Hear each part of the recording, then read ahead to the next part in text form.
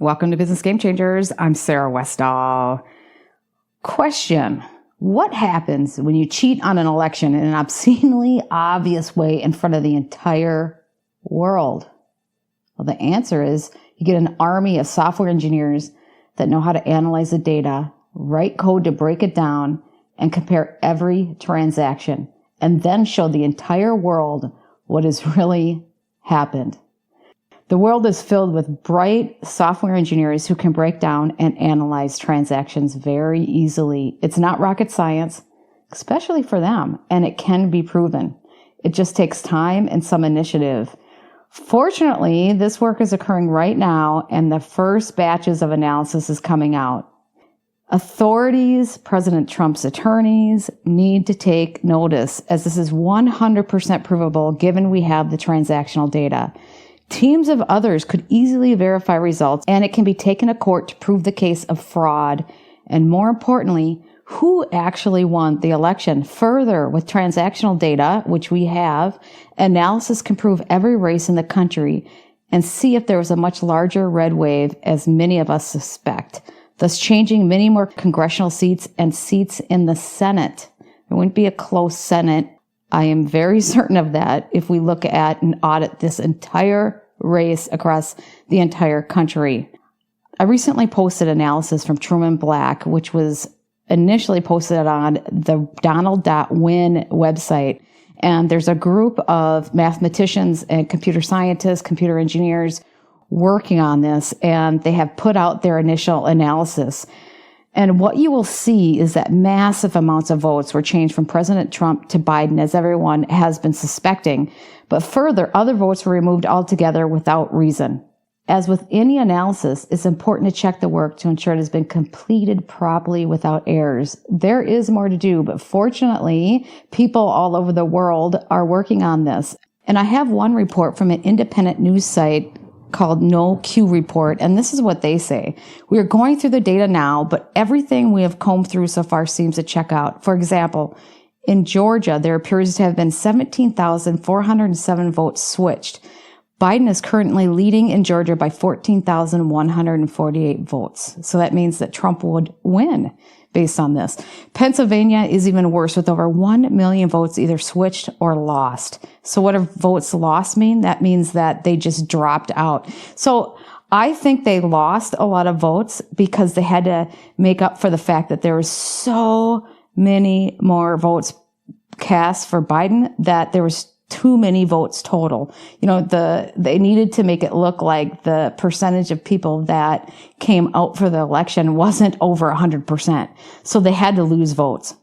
Further, this is what No Q Report says. Combine this data with what we're learning about other forms of voter fraud, and it's easy to see how a man who couldn't fill a small auditorium with supporters was supposedly able to generate more votes than any American candidate in history. The truth is, he didn't. Millions of votes were manufactured on his behalf.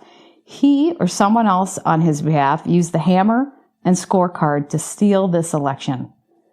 I reached out to Truman Black and asked him why he and his team are doing this work, and he replied, "We love the United States of America, and we cannot sit around doing nothing while we watch the most blatant attempt from a corrupt establishment steal this election and the soul of America for their own selfish motives." So obviously this work is one of the most critical pieces of information to prove fraud 100%, and it would ultimately change the outcome of the election. So I am going to go over their post a little bit here, and I'm hoping that you will share this video far and wide. You can also share my article on sarahwestall.com. The title of the article is Trump Won, Fraud Proven. Analysis of voting data shows exactly what happened. And I have the initial post, and I have my commentary there as well, but it's really important that this gets out and people realize how deep and wide this fraud really is.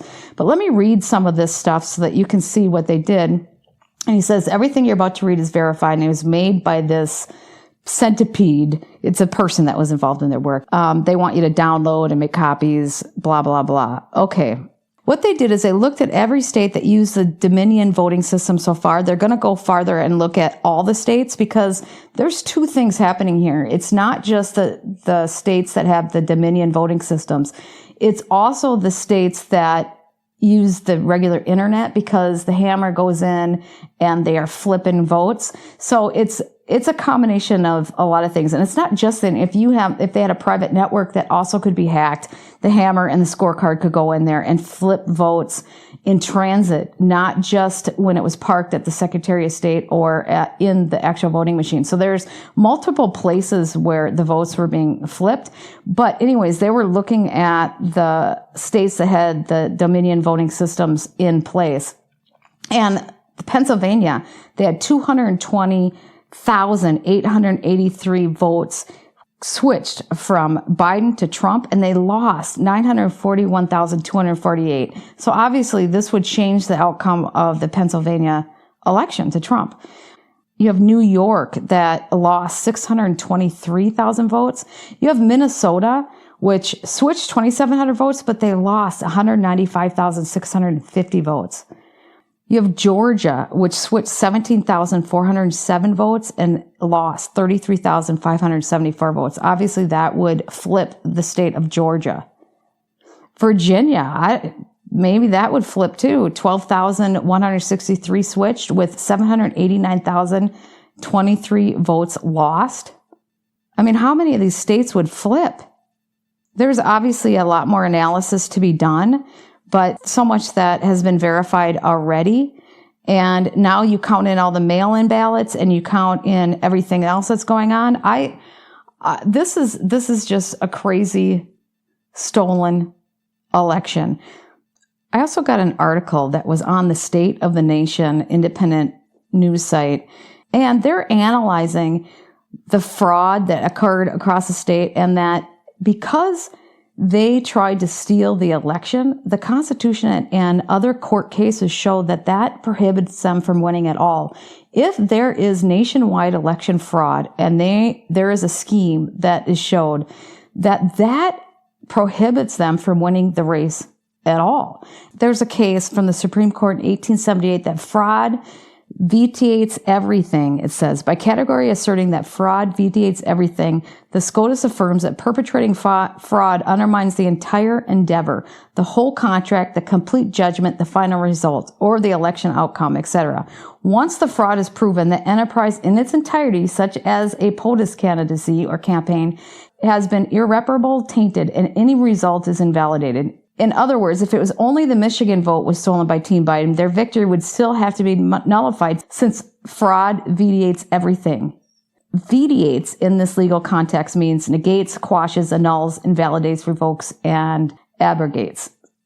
So therefore, once it's shown that there's massive widespread fraud or fraud in any state, then he loses because it invalidates his whole race. But obviously they're not going to do that. They're going to want to see massive fraud across the country. And I think, based on just what I'm showing here, that is the case. And this is a Supreme Court case, United States versus Throckmorton. So we do have precedents here.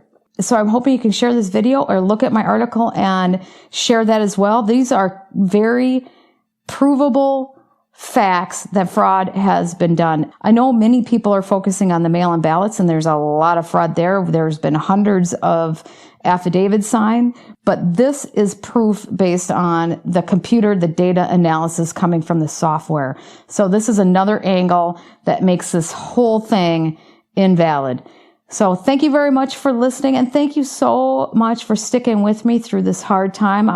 I was deleted off YouTube, and I had over 125,000 followers. So all of you that have found me elsewhere, thank you so much for sticking with me, and we are all in this together. And thank you so much. I love all of you.